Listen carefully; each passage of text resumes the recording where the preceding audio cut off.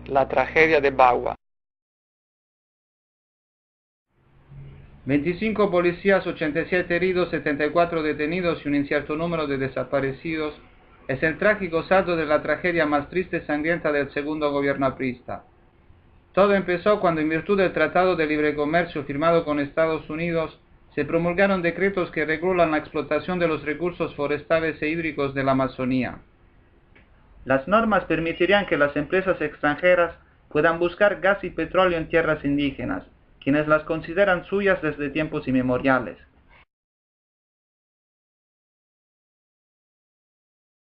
Por lo cual, los aborígenes creen que las disposiciones suponen la privatización de esas áreas y consideran una burla contra el derecho de no haber sido consultados.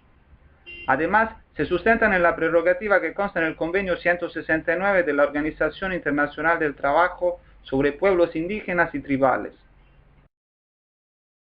Los reclamos y protestas empezaron a comienzos de abril, terminando por estallar con la fatídica masacre que todos conocemos.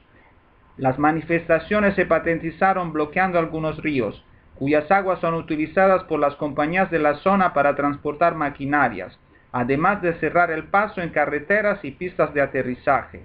Cuando los indígenas que ocupaban la estación de bombeo número 6 se enteraron de la batalla de los caídos en la Curva del Diablo, se resolvieron secuestrar y luego ejecutar a los policías en la instalación petrolera.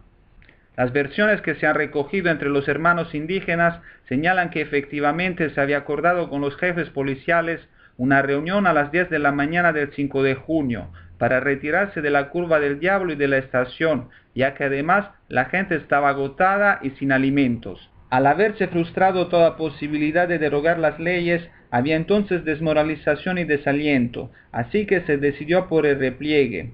Pero antes que sucediera llegó la policía y empezaron los enfrentamientos.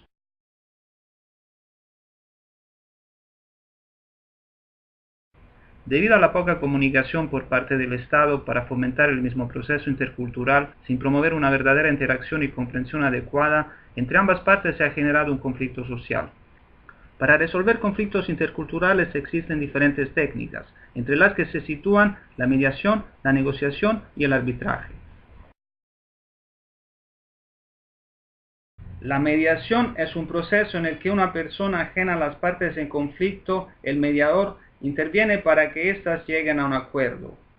Por ejemplo, por medio de la participación de las organizaciones CRS, la Comisión Episcopal de Acción Social, el Centro de Antropología y Aplicación Práctica y Acción Solidaria para el Desarrollo, se llegó a la presentación del informe final del proyecto Mitigación de Conflictos y Desarrollo en la Amazonía.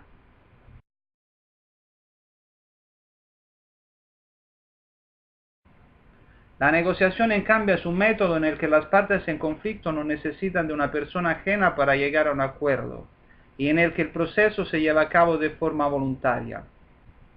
Por ejemplo, por medio de la presentación del informe final del proyecto Mitigación de Conflictos y Desarrollo en la Amazonía, se generaron espacios de diálogo para las consultas previas y negociaciones que han fortalecido las comunidades indígenas en 4 zonas del país: Bagua, Satipo, Napo y Lamas.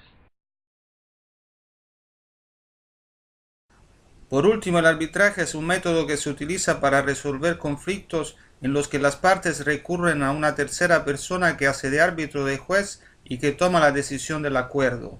Por ejemplo, el diferendo marítimo contra Chile.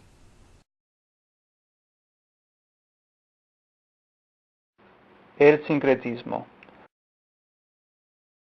El sincretismo es un proceso en el que se intenta superar una situación de crisis producida por la colisión de 2 o más tradiciones culturales o religiosas diferentes para que sean capaces de crear un ámbito de cohabitación en armonía. La primera etapa se denomina interculturalidad y se da cuando se genera una colisión entre 2 o más tradiciones culturales diferentes.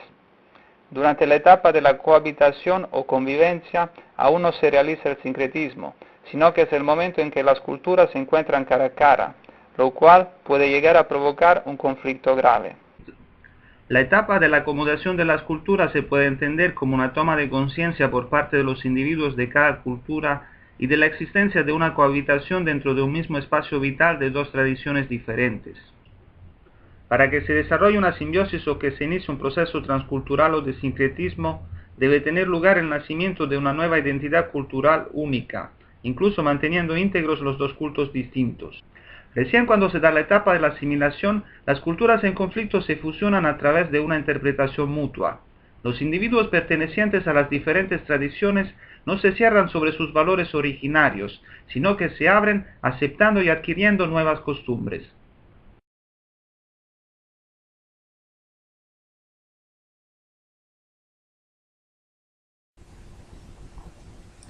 La Virgen de la Candelaria. La Virgen de la Candelaria es una de las advocaciones de la Virgen María. La historia de esta imagen está unida íntimamente a la historia de las Islas Canarias y especialmente de la isla de Tenerife, pues fue el lugar donde se dice que apareció.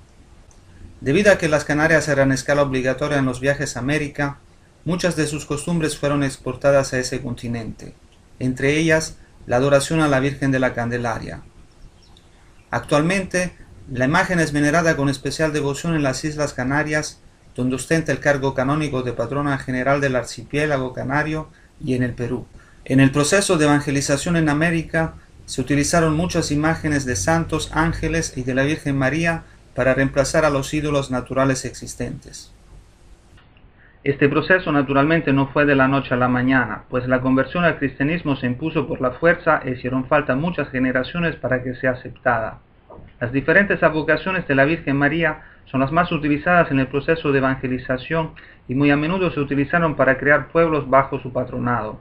En el caso de la Virgen de la Candelaria, desde las Islas Canarias hasta el Nuevo Mundo, muchos pueblos tomaron su nombre o se declararon bajo su protección. Puna es un caso particular, puesto que esta imagen, al unirse con otros símbolos paganos, tomó otra forma y significación, identificándola así en esa región con la Pachamama Madre Tierra.